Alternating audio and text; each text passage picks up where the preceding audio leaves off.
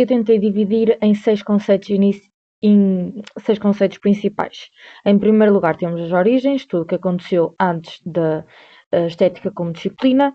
Depois temos o Baumgarten e o Burke, que são os tópicos mais importantes e os maiores. Em quarto lugar, temos o Diderot e em 5 e sexto os percursos da estética contemporânea, que é a fenomenologia de Maurice Ponty e a arte e jogo de Gadam. Então, iniciando pelas origens.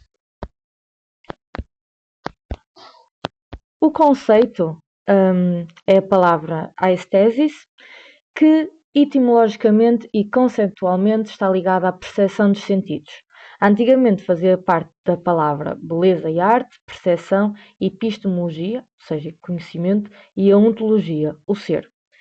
Então, por que está ligado a tantos conceitos esta palavra e principalmente porque é que está ligada à percepção dos sentidos?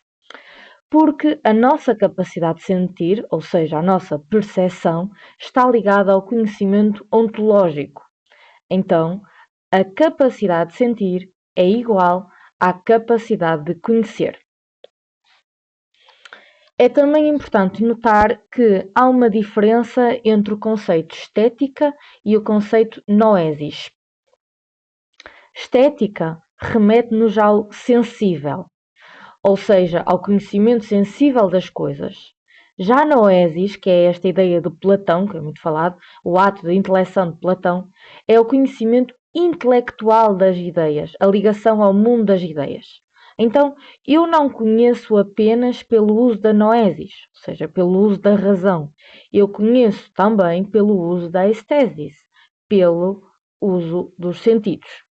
Este é o ponto inicial e ponto principal que vai nos guiar durante toda esta disciplina. Outro conceito que foi-nos apresentado logo nas primeiras aulas é o conceito do momento estético e também da ligação estética. Então, a estética é uma disciplina filosófica e, por isso, é uma forma de conhecimento. Para que eu conheça através do que eu sinto, é preciso que o mundo possa ser sentido. Há sempre um sentido escondido nas coisas. Então, por exemplo, na ideia, o que é uma amizade? Nós podemos usar a ciência, as ideias, a psicologia, podemos usar todas essas disciplinas. Contudo, só iremos estar a ver a superfície. Há ali algum sentido escondido, há algo a mais. Mesmo pegando em todas as disciplinas do mundo, nós ainda assim não conseguiríamos descrever o que é a amizade, porque há ali um sentido, há uma questão dos sentimentos. E isso tudo nenhuma disciplina consegue pegar, só a estética é que vai conseguir tocar nessa ideia. Então, a experiência estética é uma experiência do mundo.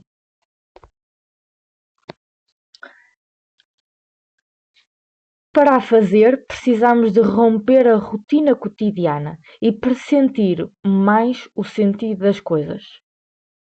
Aqui surge então a ideia da ligação estética. Quando tudo parece fazer sentido, mesmo no meio do caos, há um encontro com a harmonia que racionalmente nós não conseguimos alcançar.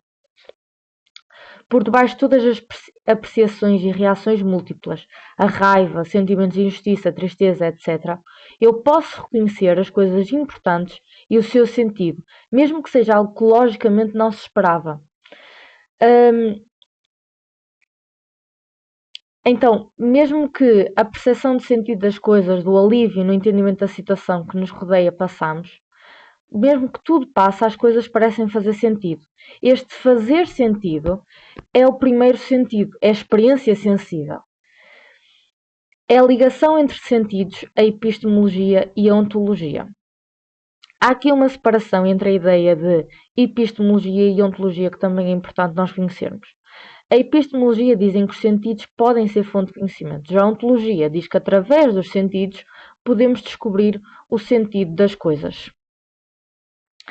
E no caso a ligação estética vai ser pegar nestas duas ideias. Novamente voltando à ideia da amizade.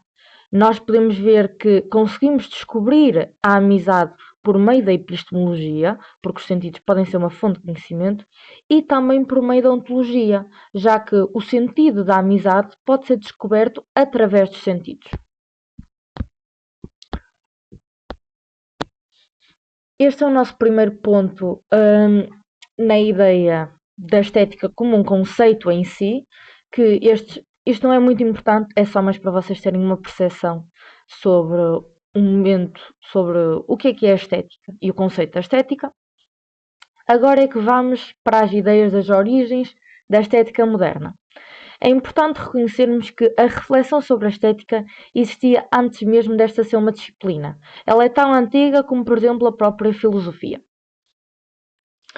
Para começarmos, podemos então olhar para o conceito a beleza e a arte, em específico sobre a ideia de Platão, sobre estes dois. Usamos a beleza e a arte porque elas ajudam-nos a entender e a delimitar o âmbito da disciplina. Não significa que a beleza e a arte sejam 100% estética, ou que a estética seja só a beleza e a arte, mas elas vão-nos ajudar a entender. E já vamos explicar porquê. Então, para Platão, a beleza é uma ordem objetiva do universo, é um fundamento metafísico, ou seja, é uma forma inteligível, ideia. Aqui temos também a ideia da alegoria da caverna. Pronto, ao terem filosofia antiga, não é? Já entendo que consigam entender isto e por isso nem vou estar a dar muitas explicações. Basicamente, na alegoria da caverna, como nós sabemos, os nossos sentidos dão-nos uma aparência da realidade, então temos que libertar-nos dos sentidos e procurar as ideias por meio do intelecto. É nas ideias que se encontra o verdadeiro sentido, a verdadeira forma. Então a aparência é um modo de ser e a forma pura é perfeita. Então a beleza é uma forma pura que se encontra para além dos sentidos.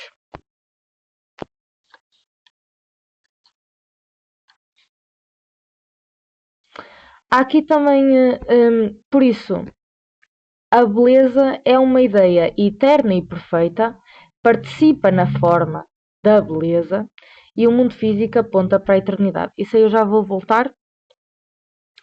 Só queria aqui dizer uma parte que, pronto, se calhar pode ser mais complicada, que fala-se um bocado, que é a beleza percepcionada para a beleza imaginada. Não é o que vejo, mas também é o que sinto no outro como algo puramente intelectual. A beleza das aparências da caverna passa para a alma. Fazendo esta passagem, mudamos até mesmo a adjetivação usada. Passa de é bonito, é elegante, formoso, para algo como aquela pessoa tem uma beleza interior, tem um modo de ser. A beleza não é apenas o que está por fora, mas também o que está por dentro. Está para lá do que se vê, para lá do que é sensível. Esta ideia da beleza percepcionada para a beleza imaginada, basicamente tem que olhar o exemplo que o professor Umbolino usa muito, é a ideia do copo. Nós olhamos para um copo, e mesmo, nem precisa ser para a ideia de um copo, mas por exemplo, se calhar é melhor para uma ideia de uma pessoa. Se eu conheço alguém, eu em primeiro lugar vou olhar para a beleza física dela. Então eu vou olhar para o exterior, para a aparência. Só que depois nós vamos, está aqui, primeiro buscamos a aparência, o modo de ser, e depois procuramos a forma pura, a forma perfeita. Nesse caso seria a alma da pessoa, se a pessoa é justa, se a pessoa é ética, se... Pronto, nós iríamos olhar ainda mais fundo para ela. Por isso, primeiro buscamos a aparência, depois buscamos algo fora da aparência, algo ainda mais pessoal, a personalidade, e depois algo ainda mais para além disso, que é o modo de ser. Quando procuramos o modo de ser, procuramos o sentido das coisas para lá das aparências. O modo de ser da beleza é inteligível, é uma ideia. Há um ideal. Eu chamo de algo belo porque consigo intelectualmente perceber que existe no que chamo uma participação da ideia. E depois de chamar de belo, vou procurar características, como por exemplo a harmonia. E está aqui, a beleza é uma ordem objetiva do universo, é um fundamento metafísico e por isso é uma forma inteligível a ideia. Para entender melhor, eu coloquei estes três conceitos, que é a beleza então não é apenas uma propriedade dos objetos, ela é uma ideia eterna e perfeita, que existe para além do mundo material. Em segundo lugar, quando encontramos algo belo, isto pode ser uma canção, um rosto, etc., essas coisas participam na forma da beleza. Esta forma é a forma que se esconde por trás da aparência. E em terceiro e último lugar, a beleza no mundo físico é imperfeita e passageira, mas ela aponta para a beleza eterna e imutável entre si. A procura da beleza é então uma tarefa intelectual. A estética não elimina a razão e a razão não pode eliminar a estética. Isto aqui é uma ideia que vai nos surgir depois. O que é importante entendermos e porque é que falamos de Platão? Porque Platão vai influenciar por muitos anos o conceito do o que é estética. E a estética e a arte, a beleza e a arte vão ser vistos, então, a arte vai ser vista como uma mera imitação, não como um fim em si. Então, se por trás de X há uma ideia Y, ou seja, por exemplo, se eu faço um desenho de uma flor, não é? Se por trás a flor seria esse X, há uma ideia Y. O que essa flor seria? Vai haver uma ideia perfeita dessa flor. No caso, seria a beleza. Então, tudo é uma imitação. A arte é simplesmente uma imitação imperfeita da ideia. Eu nunca vou conseguir colocar, nunca vou conseguir fazer um desenho da beleza pura em si, da ideia da beleza pura em si. Nunca vou conseguir fazer um desenho da ideia da justiça em si. Eu simplesmente vou poder criar uma sombra, como na alegoria da caverna. Eu vou só fazer uma imitação da ideia pura. Por isso, o Platão critica os artistas, porque ele diz que a arte é uma mera imitação. O filósofo não se deve interessar pela arte. A arte é a criação de mais sombras. A arte não pode ser bela em si. Eles só podem ser belos pela participação da ideia da beleza em si. Ou seja, a visão da arte neste momento. A arte era visada como um objeto de contemplação, não como um efeito da atividade humana. Hum, por isso, a arte não é subjetiva. Isto aqui depois também tem a questão da ideia das igrejas. Não vais olhar, não vais entrar numa catedral e dizer eu acho que isto é bonito. Simplesmente vais olhar para a imagem de um santo, por exemplo, e assim, e usar aquilo como um objeto de contemplação. Entender que aquilo é a beleza em si e que não tens de estar nada a dar uma opinião. As teorias da arte passam então para encontrar critérios e leis para que pudessem ser adequadas as obras a um ideal objetivo e transcendente de beleza. Ou seja, a teoria da arte vai tentar ao máximo conseguir com que a arte seja uma imitação mais perfeita possível da ideia pura. Estas regras devem conduzir na produção artística a perspectiva de quem contempla. Novamente, nada é subjetivo. Ou seja, não vou ser eu que vou dizer se a arte é boa ou má. A arte vai ser criada para eu simplesmente contemplá-la sem dar uma opinião. Isto cria vários problemas. Em primeiro lugar, o artista não cria arte, não é? Se ele simplesmente vai seguir os módulos, ele não vai criar nada. E a arte vai ser repetitiva, a arte vai ser igual. Isso vai ser um terceiro ponto. Em segundo lugar, quem domina os critérios e as leis vai dominar a arte.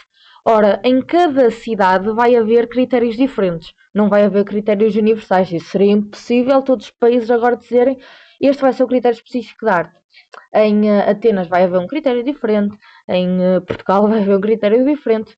E quem vai dominar esses critérios vai dominar a arte.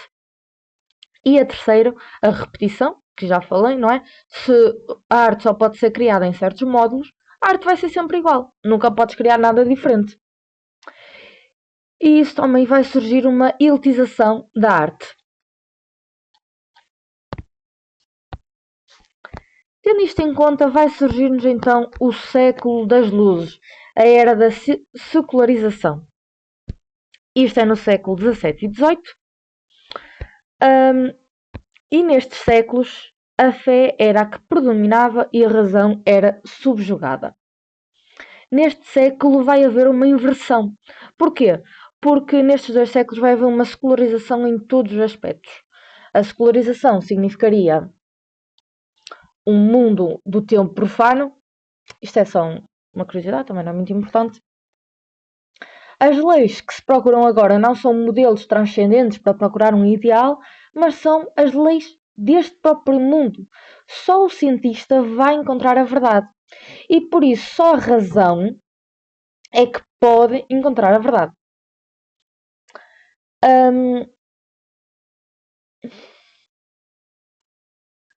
O conhecimento, então, não vai depender de nenhuma autoridade externa, que neste caso seria Deus. Simplesmente vai depender da razão humana. Surge então uma perspectiva do sujeito, em que há uma necessidade de criar um método rigoroso para encontrar a verdade, porque senão também iríamos cair aqui numa, não é, numa subjetivação de tudo. E por isso vai-se criar métodos rigorosos, tanto para a ciência como para a arte, para tentar encontrar ao máximo o que é a verdade. E esse vai ser um ponto que o Baumgarten vai pegar depois, e uma das críticas que vão dar ao Baumgarten, mas que já vamos falar a seguir. Então, a razão pura tem de saber o que pode conhecer. A beleza tem de saber o que vai sentir. Sentir é conhecer o que se sente.